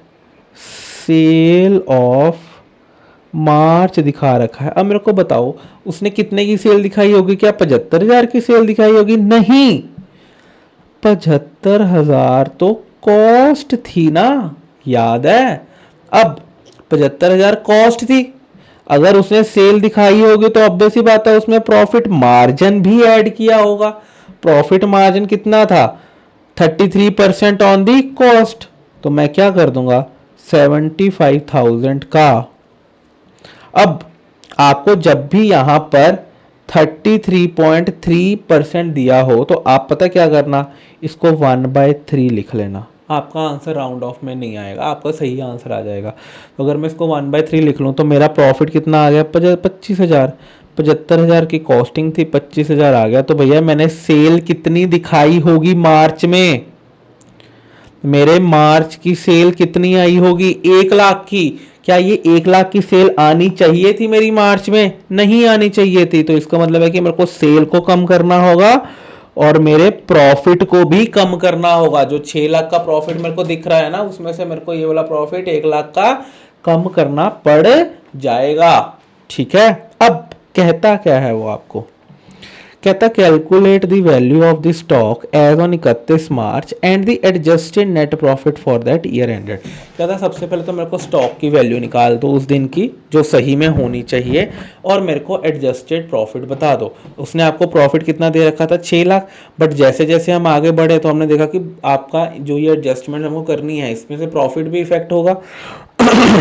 तो मैं क्या करूंगा? मैं एडजस्टेड प्रॉफिट भी निकाल लूंगा और स्टॉक की वैल्यू भी निकाल लूंगा। अब मैं क्या करूंगा, सबसे पहले मैं यहाँ पे निकाल लूंगा, मैं क्या बनाऊंगा, यहाँ से आपका आंसर शुरू होता है fair.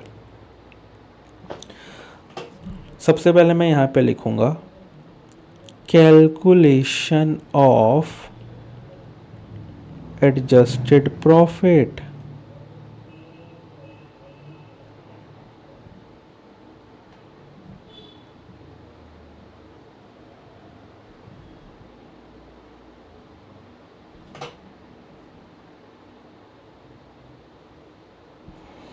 Particulars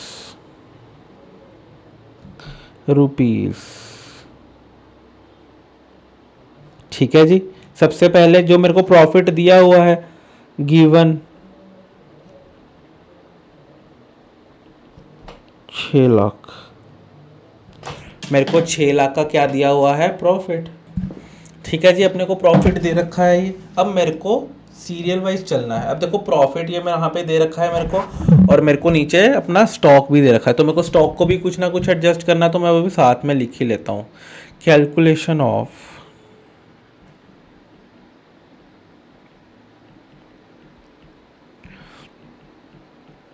closing stock, stock given.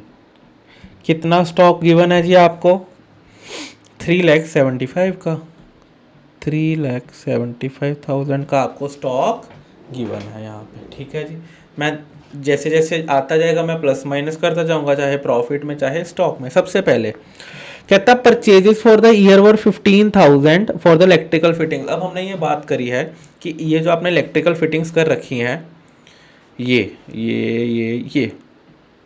क्या इससे आपका प्रॉफिट 1500 से कम हो रखा है, 1500 है कि 15,000 है, 15,000 है, तो क्या आपका प्रॉफिट 15,000 से कम हो रखा है? क्या आपके स्टॉक की जिंदगी में कोई फर्क है क्या?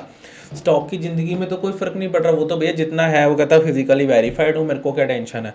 तो आपका प्रॉफिट 15,000 से कम है, तो क्या मेरे को अपना प्रॉफिट बढ़ा देना चाहिए? यस, मेरे को अपना प्रॉफिट बढ़ा देना चाहिए। प्लस यहाँ पे लिख दूंगा इलेक्ट्रिकल फिटिंग्स की वजह से जो मेरा प्रॉफिट कम हो रखा है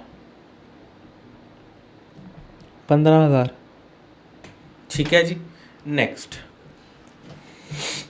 Hanuman gave away the goods valued at 40,000 as a free sample for which no entry was made. क्या इसका कोई फर्क है क्या? प्लस फ्री सैंपल्स, क्या इसकी वजह से आपके प्रॉफिट में कोई फर्क पड़ रहा है? कोई फर्क नहीं पड़ रहा, क्योंकि हमने क्या देखा था ऊपर जब हमने एंट्री बनाई थी, तो हमने क्या देखा था कि भैया आपका जो एंट्री बनता है वो बनती है ये फ्री सैंपल्स टू परचेज। आप अपना खर्चा बढ़ा रहे हो और परचेजेस कम कर रहे हो, तो इसका इफेक्ट क्या हो रहा है, नील हो रहा है। तो हमने भी क्या कर दिया, उसको नलिफाई कर दिया। कहता है invoices amounting to 2,50,000 have been entered but goods were not included. तो हमने देखा था कि भैया गुड्स आपके स्टॉक में इंक्लूडेड ही नहीं है, तो सबसे पहले तो मेरे को स्टॉक्स में इंक्लूड करना पड़ेगा उसको। Plus goods invoiced but not included, कितना, 2.5 लाख। ठीक है जी। और क्या इसकी वजह से आपका प्रॉफिट भी बढ़ जाएगा? Plus goods invoiced but not included in this stock, कितना, 2.5 लाख। ठीक है जी। चलो जी, कहता मार्च में क्या हुआ, 2 लाख के goods were sold and delivered but were taken in the sale of April. भैया मार्च की सेल है तो मार्च में आना चाहिए, आपने मार्च की सेल में नहीं दिखा रखा, तो भैया मार्च की सेल में नहीं दिखा रखा तो प्रॉफिट कम हुआ, क्या होगा? Plus March sale included in April sale, कितना, 2 लाख। क्या मेरे स्टॉक पे की जिंदगी में कोई फर्क है? नहीं, वो तो चला ही गया ना स्टॉक, और वैसे भी वो फिजिकली वेरीफाइड था। लास्ट कहता goods of 75,000 were sold on the sale और रिटर्न, इतना मार्जिन था। और सबसे पहले अगर इतना मार्जिन था, गुड्स सेल करे हुए थे, तो ये गुड्स तो मेरे इसमें आने चाहिए स्टॉक में। Plus goods Saint on approval basis कितना 75,000 अब आपने ये 75,000 के गुड्स थे बट आपकी ये अब उसने क्या बोला था कि ये जो गुड्स थे ये सेल कब हुए थे अप्रैल में बट आप इसको कहाँ इंक्लूड कर चुके हो मार्च की सेल में भैया ऊपर क्या था कि मार्च की सेल अप्रैल मार्च की सेल थी आपने अप्रैल में इंक्लूड करी थी तो मैंने प्लस कर दिया था अब अप्रैल की सेल है आपने मार्च में इंक्लूड कर रखा है तो मैं क्या कर दूंगा माइनस अब माइनस मैं कितने से करूंगा minus April sale included in March मैंने अप्रैल की सेल मार्च में कर लिया है उसकी कॉस्ट कितनी थी 75,000 प्लस प्रॉफिट कितना था 1/3 ऑफ 75,000 तो ये कितना हो गया जी 25,000 तो मैं कितने पे कर दूंगा 1,00,000 से तो मेरा यहाँ पर क्या निकल आएगा एडजस्टेड प्रॉफिट और यहाँ पर क्या निकल आएगा मेरा स्टॉक तो 3,75,000 प्लस 2,50,000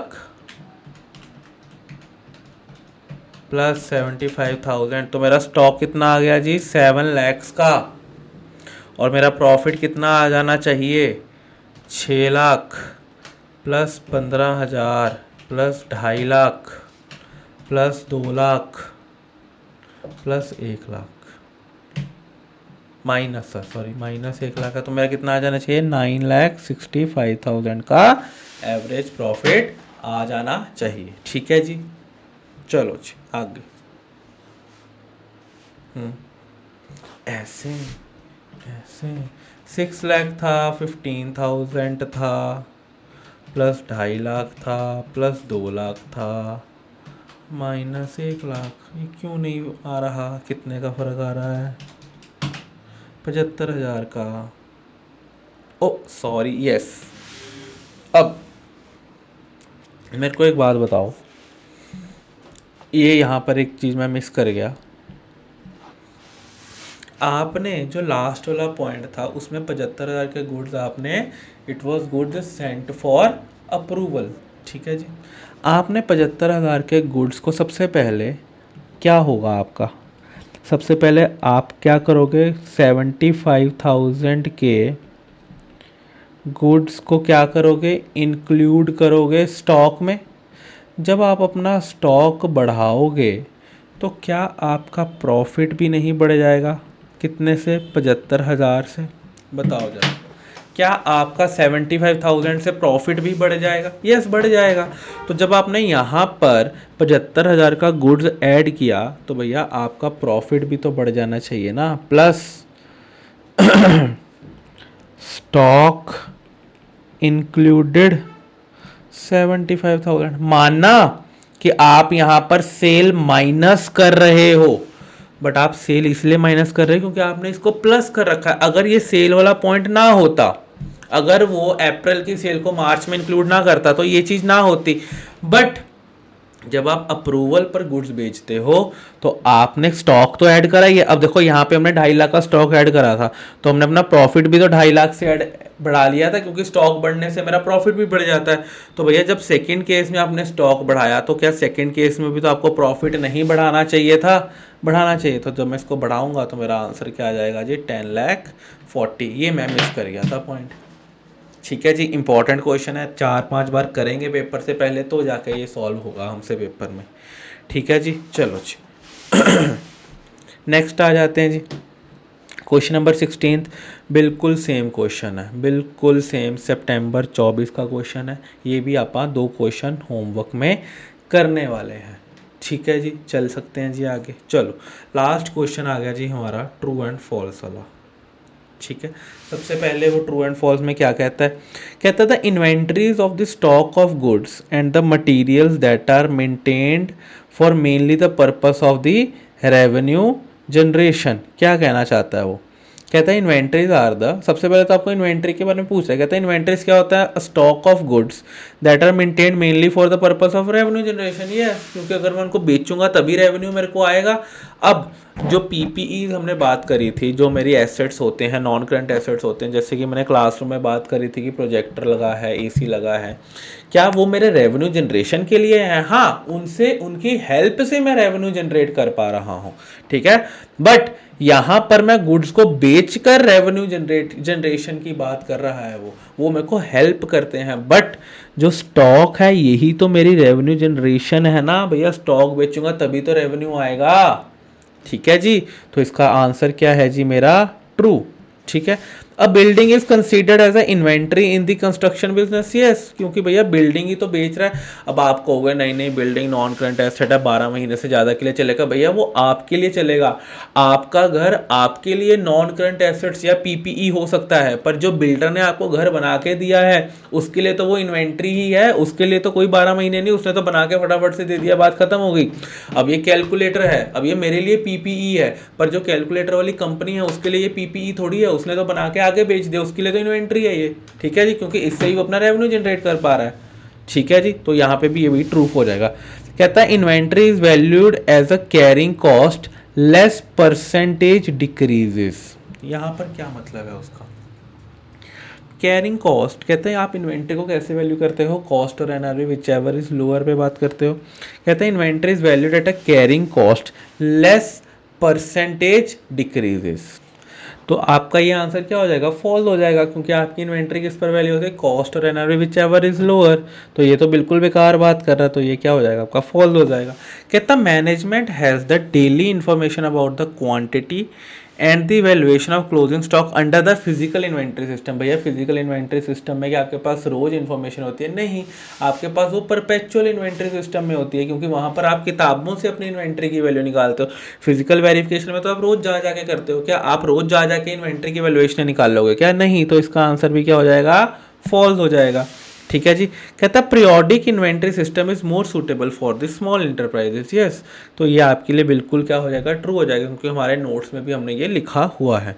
कहता है when the closing inventory is over stated the net income will be under stated. भैया आपकी अगर क्लोजिंग इन्वेंट्री ओवर स्टेटेड है तो आपकी इनकम अंडर स्टेटेड होगी, तो ये आंसर क्या हो जाएगा आपका, फॉल्स। अब यहाँ पे आप दो रीजन लिख के आओगे, क्या अगर आपकी इन्वेंट्री ओवर स्टेटेड है तो आपका प्रॉफिट भी ओवर स्टेटेड होगा, अगर आपकी इनकम अंडर स्टेट है तो इसका मतलब है कि आपकी क्लोजिंग स्टॉक भी अंडर स्टेटेड होगा। तो यहाँ पे आपको बोथ वेज लिख के आना है, प्लीज ध्यान से, ठीक है जी। नेक्स्ट कहता closing inventory is equal to opening stock plus purchases plus direct expenses plus COGS. तो हमने यहाँ पे सीओजीएस का अगर आपको फॉर्मूला याद हो तो हमने सीओजीएस का फॉर्मूला क्या पढ़ रखा है,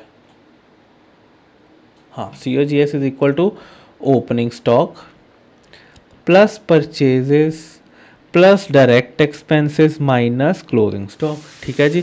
अब क्लोजिंग स्टॉक आप यहाँ पर ले आए, तो क्लोजिंग स्टॉक अगर आप यहाँ पे ले आओगे तो आपका फॉर्मूला क्या बनना चाहिए, कॉपी, तो यहाँ पर आपके पास ओपनिंग स्टॉक दिया हुआ है और यहाँ पर क्लोजिंग स्टॉक है, तो इट शुड बी माइनस, यहाँ पर क्या आना चाहिए, माइनस सीओजीएस, ठीक है। और आपको यहाँ पर क्या दिया हुआ है, प्लस सीओजीएस, तो ये आपका क्या हो जाएगा, फॉल्स। कहता cost of inventory should comprise all cost of purchases, all cost of purchases, तो आपका यहाँ पर क्या होगा, फॉल्स। सिर्फ उन्हीं को इंक्लूड करना है दैट इज डायरेक्टली आपको इफेक्ट कर रही हैं, यहाँ पर सारी कॉस्ट थोड़ी इंक्लूड कर लोगे भैया, जो डायरेक्टली इन्वेंट्री से रिलेटेड कॉस्ट है वो इंक्लूड करनी है आपने, ठीक है। हमने वहां पे पढ़ा है ना, बहुत सारी कॉस्ट अपन इंक्लूड नहीं करते हैं नोट्स में, तो ये उसी की बात करता है, तो सारी कॉस्ट थोड़ी इंक्लूड करनी है, ठीक है जी। कहता है inventory by product should be valued at a NRV value where total cost of the byproduct can be separately determined। कहते हैं inventory byproduct should be valued at a NRV where the cost of the byproduct can be separately determined। तो इसका answer आ जाएगा जी false. अब ये आपका देखो वैसे इंटर का कंसेप्ट है, इसमें वो आपको क्या कहता है, अब देखो आप लोग इन्वेंट्री बनाते हो, अब जैसे मैं क्रूड की ही बात करता हूँ, क्रूड आजकल आपने बहुत सुना होगा कच्चा तेल, तो कच्चे तेल से क्या बनता है, पेट्रोल डीजल। तो जब भी आप कोई चीज़ बनाते हो तो उसका बाय प्रोडक्ट निकलता है। अब आपने घर में लक्कड़ वाला लगाया होगा, तो जब लक्कड़ वाला लक्कड़ को काटता है तो उसमें से वो निकलती है ना, मतलब जब वो ऐसे उसको शेप देता होता है तो बहुत सारी पीसेस निकल जाते हैं बाय प्रोडक्ट, उसको बोलते हैं बाय प्रोडक्ट, जो आपको चाहिए नहीं। कहता the inventory should be valued at NRV where the cost of the by product can be separately determined. तो इसका आंसर फॉल्स है, क्योंकि आप जो बाय प्रोडक्ट की वैल्यू को निकालते हो वो आपका आफ्टर वैल्यूएशन ऑफ इन्वेंट्री निकालते हो। देख लेते हैं भाई ने क्या लिखा है। कहता है inventory by product should be valued at the NRV where the cost of the by product can not be separately determined. जहाँ पर आप NRV, कहता है आप NRV पे तब जाओगे ना जब आपको कॉस्ट ही नहीं मेजर कर पा रहे। अगर आप कॉस्ट मेजर कर पा रहे हो तो आपको NRV पे जाने की क्या जरूरत पड़ गई है, ठीक है। तो उसने आपको पूछा भी क्या था, कहता should be valued at NRV where the cost of the by product can be separately determined. कहता अगर आप कॉस्ट डिटरमाइन कर पा रहे हो तो आप NRV पे वैल्यू कर देना। वो कहता नहीं, NRV पे आप तब वैल्यू करोगे जब आप कॉस्ट को डिटरमाइन नहीं कर सकते, ठीक है जी। नाउ नेक्स्ट, कहता abnormal amount of wasted material, labour और the other cost are included in the cost of inventory. तो ये क्या है, ये फॉल्स। एबनॉर्मल चीज़ें कहाँ पर जाती होती हैं, आपकी P&L में। याद है जी वो P&L वाला गोलगप्पे वाला एग्जाम्पल, ठीक है, उसकी बात कर रहा है ये। कहता perpetual system requires the closure of the business for the counting of inventory. That is false, क्योंकि क्लोजर किस में चाहिए होता है, फिजिकली वेरीफाई करने के लिए। कहता periodic inventory system is a method of ascertaining the inventory by taking an actual physical count. क्या पीरियोडिक में आप एक्चुअल फिजिकल काउंट करते हो कि नहीं करते हो, मेरे को ये बात बताओ। हाँ जी सॉरी, तो यहाँ पे वो क्या कह रहा था, कहता था परपेचुअल रिक्वायर्स, अच्छा ये हमने कर लिया। कहता periodic inventory system is a method of determining the inventory by taking the true physical count. तो इसमें मैं क्या कह दूँ, यस, क्योंकि आप इसमें ट्रू फिजिकल काउंट ही लेते हो, ठीक है जी। कहता the value of the closing stock under the simple average method is more realistic as compare to LIFO. Yes, क्योंकि लीफो में आप लोग तो बिल्कुल ही अनरियलिस्टिकली बात करते हो, और वैसे भी इंडिया में तो लीफो अलाउड भी नहीं है। तो कहता इससे अच्छा तो सिंपल एवरेज मेथड ले लो लीफो से, तो ये आपका ट्रू हो जाएगा। क्योंकि लीफो तो क्या करता है कि जो इन्वेंट्री वो मानता हो कि जो पहले आपने खरीदा है, जो आपने लास्ट में खरीदा है, वो आप पहले बेच रहे हो, तो जो तो होता नहीं है, ठीक है जी, तो वो रियलिस्टिक नहीं है। कहता नेक्स्ट, कहता the value of the closing, कहता the value of the stock is shown on the asset side of the balance sheet as a fixed asset. क्या फिक्स्ड एसेट दिखाते हो कि current asset, current asset. Under the inflationary condition FIFO will not show the lowest value of COGS. Very important. Inflationary conditions का क्या मतलब होता है, inflationary conditions का मतलब है कि आपकी वैल्यू बढ़ती जा रही है। फॉर एग्जांपल अगर मैंने 30 मार्च को कोई चीज़ 100 रुपये की खरीदी है तो 31 मार्च को वो चीज़ कितने की हो गई होगी, 150 रुपये की हो गई होगी, ठीक है जी। तो अगर मैं FIFO की बात करूँ और ये यहाँ पर मैंने एक क्वांटिटी बेची है, क्वांटिटी 1, ये एक खरीदा है और ये भी एक खरीदा है, और जो मेरे पास क्लोजिंग स्टॉक है वो भी एक ही पड़ा है। तो इसमें से मतलब कि मैंने इसमें से एक चीज़ बेच दी है, या तो ये वाला बेच दिया या तो ये वाला बेच दिया। अब फीफो में क्या होगा, व्हाट आई विल अज्यूम कि फर्स्ट इन फर्स्ट आउट, मतलब मैं इसको बेच दूंगा, मतलब मैं आई विल अज्यूम ना कि ये चला, ये बिक गया, तो मेरा जो क्लोजिंग स्टॉक होगा वो क्या होगा, what will be my closing stock, my closing stock will be 150 because first in first out चला गया, ठीक है। और मेरा कॉस्ट ऑफ गुड सोल्ड क्या हो गया, 100। ऐसा ही होगा फीफो में, क्या फीफो मेथड में ऐसा ही होगा। वर्सेस अगर मैं लीफो की बात करूं और मैं सेम एग्जांपल ही लूं,